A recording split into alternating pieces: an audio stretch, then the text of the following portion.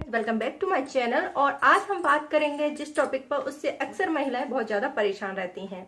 हम बात करने वाले हैं वाइट डिस्चार्ज के बारे में। वैसे तो वाइट डिस्चार्ज पर पहले भी मैंने काफ़ी वीडियो बनाई है और आज हम बात करने वाले हैं कि वाइट डिस्चार्ज कितने तरह का होता है। डिस्चार्ज वैसे तो कई तरह के होते हैं जिन पर प्रीवियस में मैंने वीडियो में बताए हैं, जिनके कलर और उनकी कंडीशन क्या होती हैं। सूजन, इन्फेक्शन से आप एक तरह से आइडेंटिफाई कर सकते हैं कि आपको जो डिस्चार्ज हो रहा है नॉर्मल है या किसी बीमारी का संकेत है।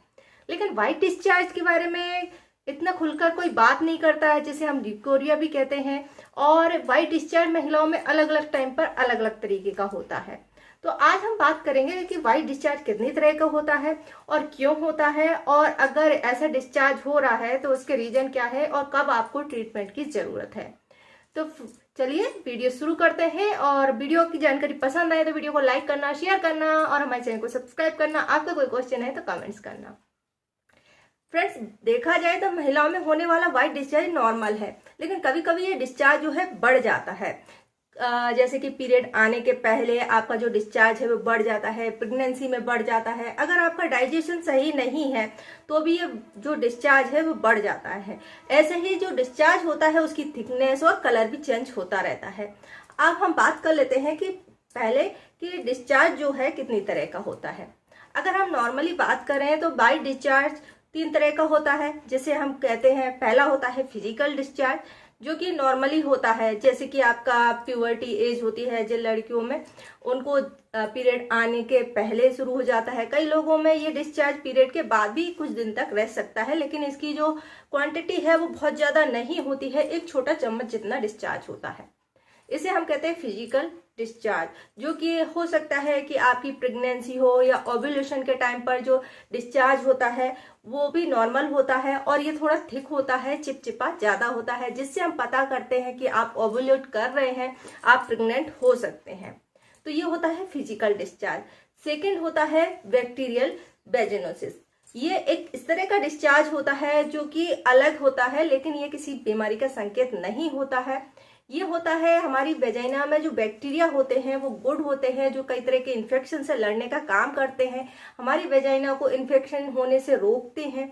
जब इन बैक्टीरिया की संख्या कम हो जाती है और उनकी जगह बैड बैक्टीरिया आ जाते हैं तो इस तरह का जो डिस्चार्ज है वो बढ़ जाता है। ये पतला हो सकता है, वाटरी हो सकता है, और इसकी वजह से आपको दिक्कतें हो सकती हैं। आपको गीलापन महसूस होता है, थकान महसूस होती है, आपका किसी काम में मन नहीं लगता है। और जब आप इसका टेस्ट कराते हैं, एक तरीके से ये पैथोजेनिक डिस्चार्ज होता है और इसका ट्रीटमेंट भी बहुत इजी होता है। कुछ पुरानी टिप्स हैं, घरेलू उपाय हैं, उनसे ये किया जा सकता है।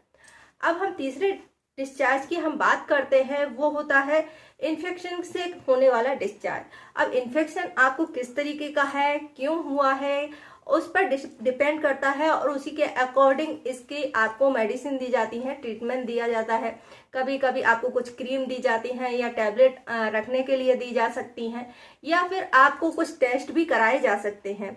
अब ये वाला जो डिस्चार्ज है वो डिपेंड करता है आपको कौन सा हुआ है और किस वजह से हुआ है। जैसे कि आपको बैक्टीरिया की वजह से हुआ है या वायरस की वजह से हुआ है या आपको ट्रांसमिटेड डिसीज की वजह से हुआ है, आप सेक्सुअली एक्टिव रहते हैं, इस तरीके से इस तरह डिस्चार्ज हो जाते हैं, इन्फेक्शन हो जाते हैं। और जब इन्फेक्शन होते हैं तो उसमें आपको लालिमा, सूजन, खुजली, बदबू आना, इस तरह की प्रॉब्लम होती है। आपकी कमर दर्द होना, थकान होना, कमजोरी महसूस होना, भूख न लगना, इस तरह के जो सिम्टम होते हैं वो इंडिकेट करते हैं कि जो डिस्चार्ज है वो नॉर्मल नहीं है। अब हम बात करते हैं डिस्चार्ज के ट्रीटमेंट की। होम रेमेडीज की बात करें तो जैसे कि मैंने कहा, वाइट डिस्चार्ज 3 तरह के हैं। जो पहला वाला है वो नॉर्मली होता है, कुछ दिनों के लिए होता है और बंद हो जाता है।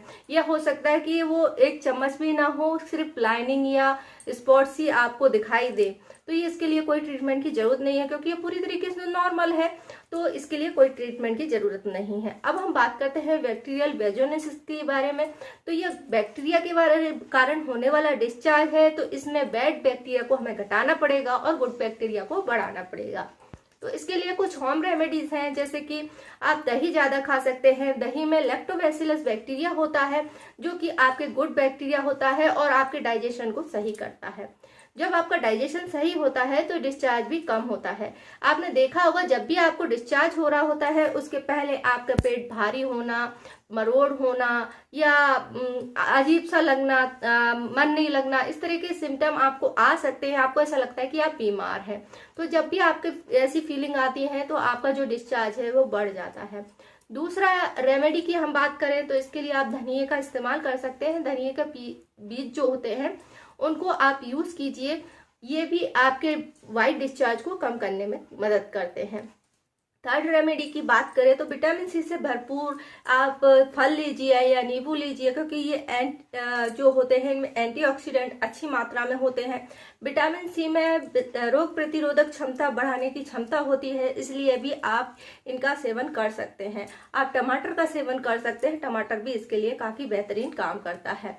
इसके अलावा आप नीम के पत्तों का पानी का यूज कर सकते हैं, क्योंकि ये एंटीबैक्टीरियल होते हैं, एंटी इन्फ्लामेंट होते हैं। मेडिसिन के रूप में इसको यूज किया जाता है, तो इसके पानी से आप अपनी वेजाइनल एरिया को वॉश कर सकते हैं।